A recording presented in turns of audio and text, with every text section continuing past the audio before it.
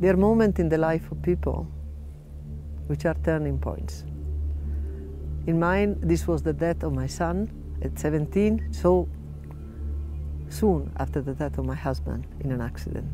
And on the grave of both, I swore to dedicate my life and my resources to making a difference for the chunk of Africa where they lived, which they loved, and where I continue to live, and which I love. There is nothing that people can do to scare or to make me lose heart. When tragedy ignites a fire of passion, both her late husband and son are buried in their expansive ranch in Laikipia. In their memory, she established the Gallmann Memorial Foundation that is committed to sustainable conservation as well as promoting peaceful coexistence between man and wildlife. Tucked in the shadow of Mount Kenya, the All-Ari Niro Ranch in Laikipia that she runs boasts of a range of Kenya's wildlife.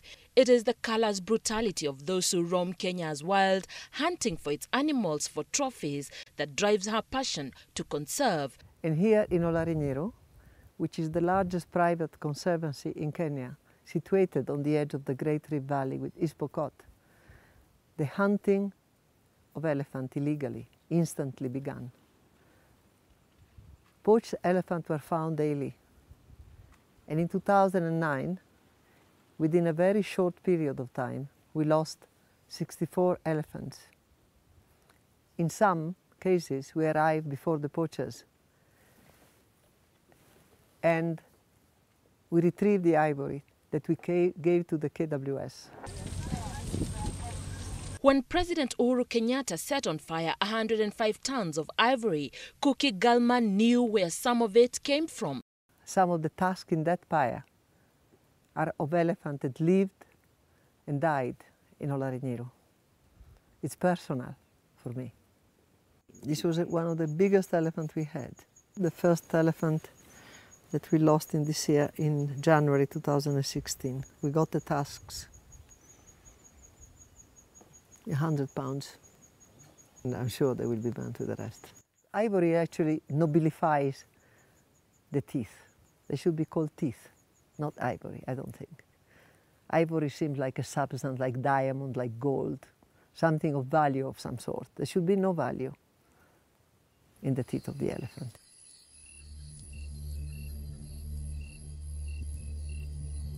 It is only a sad reminder that once those teeth were on a live, majestic, symbolic, iconic animal that walked Africa, and is no longer there. This is a symbolic fire in the fight against poaching. There is something in the fire which is definitive. Going up in smoke means destroying forever something that sometimes should be destroyed, obliterated. Not because the ivory in itself should be obliterated, but because of what this gesture signifies. The ivory that belonged to a live elephant should only be on the elephant when it is alive. When it is alive and uses these teeth as a tool. There is no beauty in a tooth. It should not become an item that people covet to own and to show off and to display on their mantelpieces or in their home like beautiful object. There is nothing beautiful about it.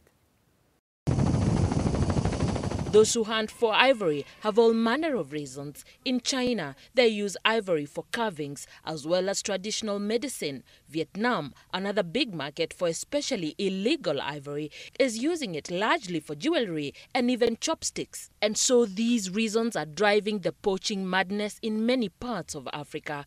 In All-Ari Niro, we lost over 200 elephants in the last few years. I stood on their carcasses. I smelled the death of those elephants. I saw the maggots. I saw the horror.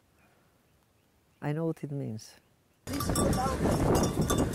While there is a lot at stake now, including the pressure for land, especially in private conservancies, Kuki believes that there is still a chance for Kenya's wildlife to thrive undisturbed. But there are certain basics, besides poaching, that need taking care of.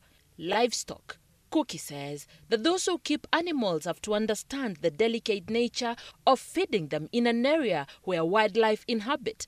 The consequences, she argues, are immense. By the sheer presence of the cattle in wildlife area, they are disturbing a balance.